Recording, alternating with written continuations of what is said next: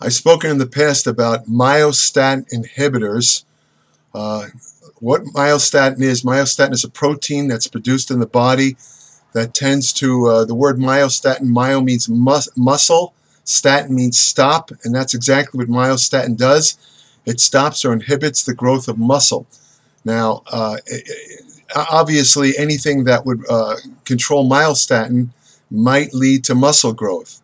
So the idea that if you block myostatin, you can get increased growth is of extreme attractiveness to bodybuilders or strength athletes, anyone who wants larger muscles. Myostatin itself was developed around 1997 by researchers from Johns Hopkins University. They've shown in various animals, such as certain breeds of cattle, even dogs, that when these animals are genetically manipulated, so the genes that produce myostatin don't exist, the animals develop huge and just massive muscularity, massive muscles, low body fat. Now that combination of massive muscles and low body fat, that's the holy grail of all bodybuilders. So you can see myostatin is of extreme interest to bodybuilders. And as such, there's been a couple of supplements over the years. I've discussed this in previous videos. The first substance was an extract of a type of seaweed, where one study in a very obscure medical journal showed that in a test tube situation, this particular seaweed bound to myostatin. And based on that single study, the supplement was introduced to the bodybuilding commercial supplement market with much fanfare. I remember one internet site bragged that they controlled the exclusive rights to produce this stuff, and anyone else who was selling it was selling fake stuff, which turned out to be irrelevant because subsequent human studies showed that when you gave this supplement to experienced bodybuilders or young men involved in weight training, it had no effect on myostatin whatsoever. It was no better than a placebo. Since then, there's been several other types of myostatin, I should say, alleged myostatin inhibiting supplements. Most of these are based on follistatin. Follistatin is another protein produced in the body that does bind to myostatin. The current myostatin commercial supplements are based on follistatin extracted from eggs. However, when you look at the studies, you walk away extremely skeptical because, for example, they'll give this supplement to a group of young bodybuilders involved in weight training, and they'll show that the supplement blocked or inhibited myostatin by, let's say, 40%. Now, the problem with that is what they don't say is that weight training alone blocks the production of myostatin by 40%. So how do you know it wasn't a placebo effect and it wasn't the weight training itself that blocked the myostatin? My personal belief is that even though these current myostatin supplements are quite expensive, I believe the average price is about $100 a month, I haven't seen any credible evidence that they work.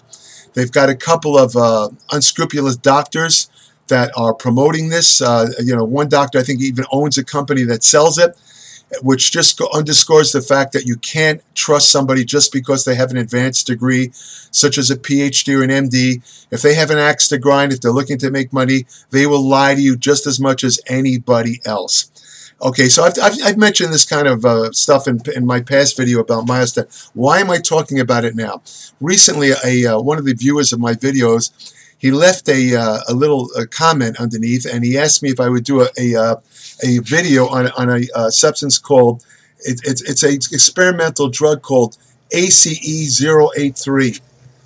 ACE, no, those are code names for experimental drugs, meaning they haven't really been released to the commercial market. They're still experimental. And at first I dismissed the idea because I said, what's the point of talking about an experimental drug if it's not available to anybody? I mean, what's the point? However, just for curiosity, I looked into the existing research and I found very little. There was a mouse study on this stuff, but there was also a human study. And it was the human study that I found that intrigued me enough to make this video, and I'm going to explain why. But before I talk about that other myostatin inhibitor, oh wait, let me start off right off the bat by telling you these experimental myostatin inhibitors really do work. They're not like the junky crap fake supplements that are sold as myostatin blockers. They're garbage. Don't waste your money on it. They're complete waste. These things really work. And the study that I'm going to talk about produced remarkable results, and one absolutely fascinating result that would be of extreme interest to bodybuilders in the future if they can ever get their hands on this drug, and I'm sure they will. But right now, I don't think it's possible, but I'll tell you about it.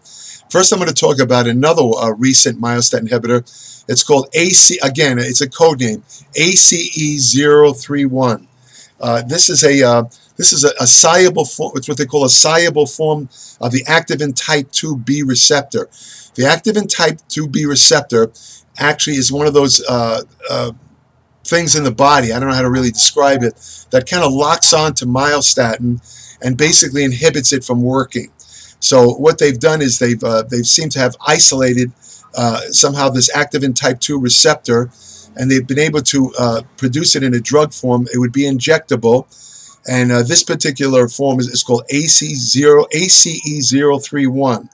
Now, when they gave this ACE031, when they gave it to mice that had already been genetically manipulated to be lacking myostatin, it actually caused it increased muscle growth beyond the natural inhibition of myostatin that was already existing in the mice. In other words, it actually increased the myostatin the myostatin effect at not being able to block muscle growth. And they think the reason for that is because, in addition to myostatin, this experimental drug was able to inhibit several other, let's say, growth inhibitors that are in the same family. I'm not going to go into too many technical details, but the same family as myostatin. One of them is called GD11. A couple of years ago, GD11 was promoted as a substance that would actually completely block the aging of muscles. And then a couple of years later, this shows you how you have to be careful of science sometimes. A couple of years later, they came out with other studies showing that GD11, which is again related to myostatin, actually has a reverse effect. It speeds the aging of muscles. So, people were ready to go take GD11 injections, which would have aged them at an incredible rate, like a science fiction movie. It's insane. You got to wait for the full research to be in, folks. Don't rush out based on one or two studies, including the study I'm going to tell you about now, although it does look good so far. Okay, the interesting thing about ACE031 is that previously some of the experimental myostatin inhibiting drugs, they only worked to block myostatin effect on what they call type 2 muscle fibers. Type 2 muscle fibers are the fibers most prone to growth. But the interesting thing about ACE031 is that it blocked myostatin effect on both types of muscle fibers, type 1 and type 2, which was a tremendous effect, which would definitely add to muscle growth, because type 1 muscle fibers, also called endurance or slow twitch fibers, even though they're not as prone to hypertrophy as the type 2 fibers, they can grow.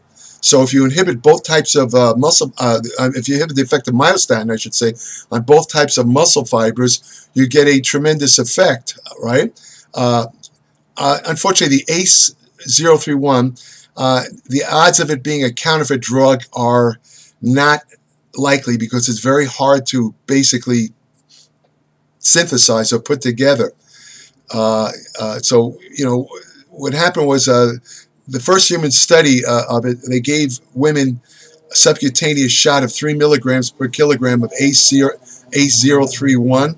29 days later, they found lean body mass that increased over 3%, and the thigh muscle mass increased by 5%. That was only from a 3 milligram per kilogram shot, so that was pretty potent. Now, what happened was, unfortunately, you have to understand, these myostatin inhibiting drugs were not developed for athletic purposes. They were not developed to help bodybuilders get larger muscles. They were developed to help treat neuromuscular diseases such as muscular dystrophy, amyotrophic lateral sclerosis, or Lou Gehrig disease, that type of thing. So the next step was to, since that's what they were actually developed for, the next step was to give AC031 to people, young people who had muscular dystrophy, and unfortunately there was a lot of side effects in the human study. They had gum and nose bleeding, and they also had the blood vessels in the skin. They had problems with that, so the research was withdrawn on ACE031 because the side effects were considered to be too great to take a risk developing it any further for human use. And as I say, I don't think you'll see ACE031 on the black market because it's extremely hard to develop, and it is an injection. Now, the new one, the one that that really intrigued me, they kind of went back to the drawing board and they said, okay, we got to work on another myostatin inhibitor. So this one they called ACE03, and it's ACE083. It works similar, but this is what's really interesting about it. This is what intrigued me. Unlike the ACE031, ACE083 works only locally in the muscle, and it's injected.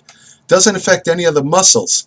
So let's say theoretically you have weak calves, and you inject this ACE083 into the calf. It's going to cause the calves to grow considerably, but it won't affect the thigh muscle or any other nearby muscles. It's almost like a true, how these guys inject what is it called, synthol, and all these, they look ridiculous. They get these silly looking muscles. They're not really muscles, they're just bloated oil bags. But this stuff actually does what they think synthol does. It actually makes the local muscle grow. In other words, it increases localized muscle growth, but it doesn't cause the effects of synthol, doesn't destroy muscle tissue, it doesn't impinge on nerves, it just causes muscle growth, right? Now, they did a mouse study. Like I said, there's only been one mouse study. This study was simple. They injected mice with ACE083 directly into the left calf muscle, and they compared it to the right calf muscle, which wasn't injected. Okay, the dosage is not important, but there was a huge range of doses. Let's put it this way. But what happened was that the thing you have to remember is that the largest dose of ACE083 that was injected into the mice calves, it caused the mice calves to increase twice the size of the right calf, which was not injected. How's that? So it turns out that what they found was the lowest dose increased muscle size by 7%. You ready for this? The largest dose increased local muscle size by 95%. 95%. That's mind-boggling. This is why I'm doing this video. I've never heard of anything like this. There was no side effects, nothing whatsoever, right? Now, here's the thing. You might say, okay, as I've pointed out in many studies, it's a mouse study. How do we know what it's going to do for humans? What works in mice doesn't necessarily translate to humans. So I found a human study. There was only one human study. It was a study, and I'll read it off right here. It was a study involving, let's see, it was a randomized, double-blind, placebo-controlled study. It was ACE0.83, a dose range of 50 to 200 milligrams, or a placebo was administered unilaterally into the rectus femori, that's the front thigh muscle, and also the tibialis anterior, that's the muscle in front of the calves or on the shin bone, as 1 or 2 doses 3 weeks apart. 58 postmenopausal women were enrolled. 42 took the ACE083 injection, and 16 took the placebo. There was no serious adverse effects, dose-limiting toxicities, or any problems whatsoever. The increases in the rectus femori were 14.5% increase in the thigh muscle, and a 4.5 increase in the tibialis muscle. No increase in muscle strength. But again, it was able to increase the localized muscle size tremendously. I mean, I'm trying to see, I don't think these women were even involved in exercise. There's no mention in the study, but I assume that they were They were not. There was no decrease in intramuscular fat, but the study authors suggested that because it was a short-term study, they think that if the study went on longer, there would have been a definite increase in body fat, especially intramuscular fat also. So what we have here, if you add it all up, is that ACE, again, code name, ACE-083, is finally, this is the panacea that everybody's been looking for. This is a true, effective myostatin blocking drug, and more importantly, and most excitedly, it works locally and in one muscle at a time. So, you know, like let's say you're a bodybuilder, and you know, let's say you can get your hands on this stuff, and you want to, let's say your bicep is not responding or your calves, you can inject this, and if it works anything like it did in the mice, and remember, exercise is going to add to the effect. If these women in this human study had been exercising, instead of having a 14.5 increase in their frontal thigh muscle, they probably would have had maybe a 30 or 40% increase, because exercise, without question, adds to the effects of a myostatin blocker. So now if you extrapolate this to young or even older men, it would work better in older men, because older men are losing muscle for various reasons. Whether it's low testosterone or whatever, this would be a fantastic drug to help battle sarcopenia, the loss of muscle mass with age. And the thing that excites me about this is they saw no side effects whatsoever. There was no effects on the heart, no effects on the blood vessels, nothing. Okay, this is only one study. It needs to be followed by several human studies before it can be declared safe for human usage. And if it passes the tests of several human studies, it will be probably approved. It'll be given a trade name, and it'll be approved for use for neuromuscular diseases. There won't be any indicated use for athletic or bodybuilding, but you can bet that bodybuilders and strength athletes and athletes in general, older people involved in weight training who want a little more muscle mass or want to block muscle loss, are going to want to get their hands on this stuff. Again, the main drawback is it is an injection. There's no oral form of it. It's the way it's structured. If you took it orally, it would have no effect whatsoever. It has to be injected. But I think that you know, again, I don't know what it's going to be called in the future. But right now, it's you know, what is it? I keep forgetting. It's ACE-083. It's called. It's a code name. Who knows what it's going to be called? I'm sure that when it is approved, it'll be all over the internet, the trade name and this and that. You know, the companies are sinking a lot of money into developing this drug. So I'm sure you'll hear about it. I don't know whether it's going to be able to appear on the black market very soon after it hits the commercial market, because again, just like the other one, ACE-031, this is a very hard drug to synthesize. Very hard. I don't see how the underground chemists will be able to do this. The only way that it'll hit the black market is somebody actually steals it from the drug company, and this has happened with growth hormone and other drugs in the past, where they actually steal it from the drug companies and sell it on the black market. I think that's the only way it'll be available. I think it'll be very interesting when this stuff does hit the market. It could revolutionize bodybuilding competition. I mean, think about it. You get a guy like Dennis Wolf, who great physique, he just couldn't develop calves. Imagine if he injects ACE-083 into his calves, and he gets a 95% increase in calf growth. Boom. Well, he's getting a little older. It might be too late for Dennis Wolf, but some of these younger guys, I mean, there's nothing that you can do about it. I mean, it's not drug testable. It's a natural substance. It's produced in it's myostatin. I mean, it blocks myostatin. I mean, there's no way of combating this. I mean, it's going to create a crazy appearance in bodybuilding if it ever does appear. So that's about it. I just, again, you know, I mean, I hesitate to do this video. I originally wasn't going to do it because it is an experimental drug, and there's no way, I don't think anyone can get their hands on it now. But I just thought you might be interested in the fact that true myostatin inhibitors do exist. And the take-home lesson to be learned is the same as what I said in my past video on myostatin. Don't waste your money on current over-the-counter myostatin inhibitors. They're junk. They don't work. They're garbage. No matter what you read, any study that was released on them was paid for by the company that makes them. They're skewed studies. They have no basis in fact. Save your money. If you want more information on nutrition, all the latest information on nutrition, supplements, exercise science, anti-aging research, ergogenic aids, hormonal therapy, fat loss techniques that work, women's health, exercise science, and other subjects, subscribe today to my Applied Metabolics newsletter, www.appliedmetabolics.com. It's 40 to 50 pages every month, no ads, just total truth. I'm one of the last bastions of truth on the internet.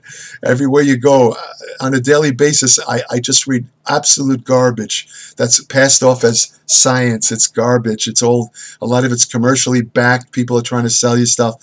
I'm only trying to sell you information. It's based on my 57 years of constant and continuing study.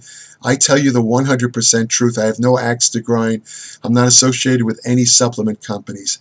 And I want to give you practical information that you can use today. This is why I wouldn't be writing on this stuff in my newsletter, because there's no way of applying it today. What I write on my newsletter, you could use the minute you read it. That's why I want it to be all practical. So again, it's www.appliedmetabolics.com. If you subscribe to the newsletter, you will be enrolled in my private Facebook page for Applied Metabolics, where every day I post new and interesting information about nutrition, exercise science, and medicine and health. And also there's an email portal on my Applied Metabolics website where I will answer brief questions only from Applied Metabolics subscribers. So again, subscribe today. Also, go to your local shelter, adopt a dog. I have my dog Bruno. Again, he didn't want to appear in this video. He wanted to talk about some of the dogs that he saw photos of, where they were born. They were myostatin null. In other words, they were born without genes for myostatin. These whippet dogs had rippling muscles. They were the canine equivalent of Ronnie Coleman. But anyway, take care, and I have a good day. I hope you liked the video. Take care.